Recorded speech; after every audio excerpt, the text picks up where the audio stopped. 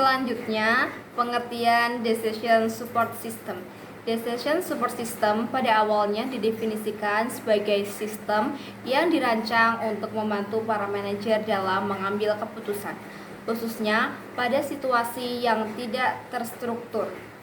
Artinya, DSS bukanlah alat yang menggantikan peran manusia dalam menilai atau memutuskan sesuatu, melainkan berfungsi sebagai pendukung agar pengambilan keputusan bisa dilakukan dengan lebih baik dan menyeluruh.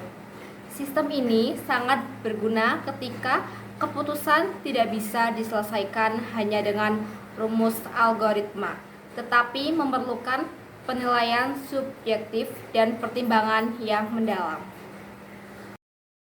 Selanjutnya ada komponen sistem. Yang pertama ada database atau basis data, yang kedua ada analitis, yang ketiga ada alat analisis, yang keempat ada antarmuka pengguna atau user interface, yang kelima pengambilan keputusan atau decision maker. Fungsi dan manfaat yaitu pertama mengolah data menjadi informasi yang berguna, menyediakan simulasi dan analisis skenario, mendukung keputusan yang kompleks dan tidak terstruktur, mengintegrasikan berbagai sumber data. Manfaat yaitu percepat proses pengambilan keputusan, meningkatkan akurasi dan kualitas keputusan, mengurangi ketergantungan pada intuisi pribadi, serta meningkatkan efisiensi operasional dan mendukung kolaborasi dalam pengambilan keputusan. Cara kerja Decision Support System atau DSS yaitu yang pertama, tahap pemahaman atau intelligence phase. Pada tahap ini, sistem mendukung keputusan membantu pengguna untuk sebuah proses pemahaman terhadap masalah dengan mengidentifikasi dan mempelajari masalah terhadap lingkungan, mengumpulkan informasi penting dari lingkungan internal maupun eksternal. Yang kedua, yaitu tahap perencanaan atau design phase.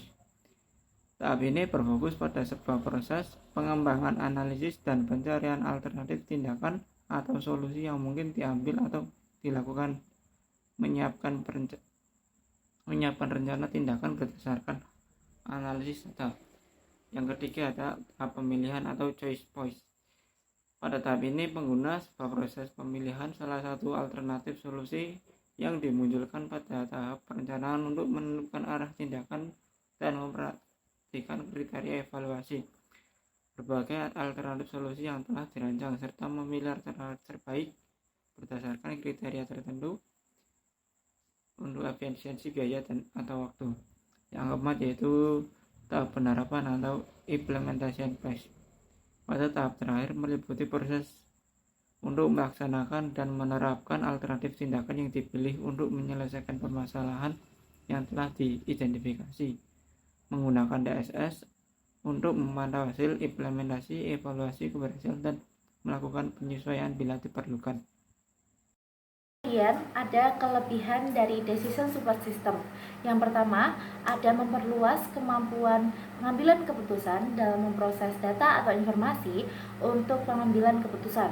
Yang kedua, menghasilkan solusi dengan lebih cepat dan hasilnya dapat diandalkan. Yang ketiga, ada memperkuat keyakinan pengambilan keputusan terhadap keputusan yang diambilnya.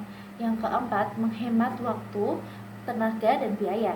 Yang kelima, ada sistem pendukung keputusan memiliki kemampuan permodelan dan analisis pembuatan keputusan. Kemudian ada kekurangan dari Decision Support System. Yang pertama itu ada sulit dalam memodelkan sistem bisnis. Yang kedua, model bisnis mungkin tidak menangkap semua pengaruh yang ada. Yang ketiga, dibutuhkan kemampuan matematika yang tinggi untuk mengembangkan suatu model yang lebih kompleks. Yang keempat, kemampuan suatu sistem pendukung keputusan terbatas pada pengetahuan yang dimilikinya.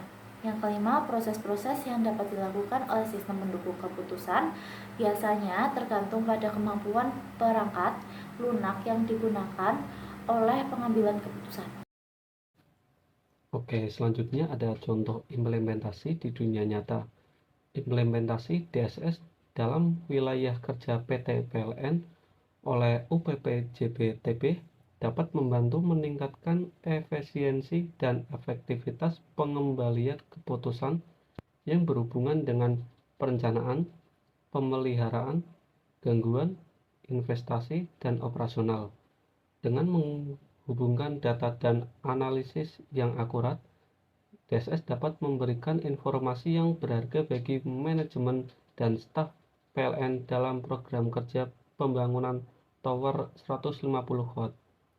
Dengan menggabungkan data kinerja, faktor lingkungan, dan informasi lainnya, DSS dapat memberikan wawasan tentang efisiensi operasional, keandalan pasokan listrik, biaya operasional, dan indikator kerja kunci lainnya. Hal ini membantu dalam mengidentifikasi area yang perlu ditingkatkan dan mengoptimalkan penggunaan sumber daya dan dapat memberikan dampak positif bagi warga negara dan memperkuat kepercayaan terhadap perusahaan BUMN. Selanjutnya, yang terakhir ada kesimpulan.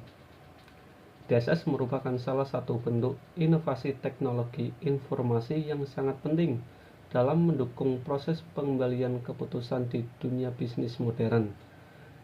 DSS membantu para manajer atau pengambilan keputusan dalam memahami permasalahan secara lebih menyeluruh melalui data yang akurat dan analisis yang mendalam.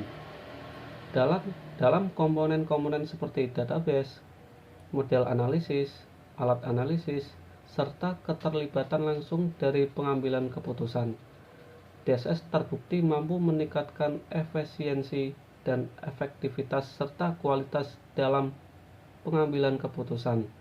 Implementasi nyata DSS seperti pada PT PLN menunjukkan bagaimana teknologi inti membantu dalam mengoptimalkan operasional dan perencanaan strategi.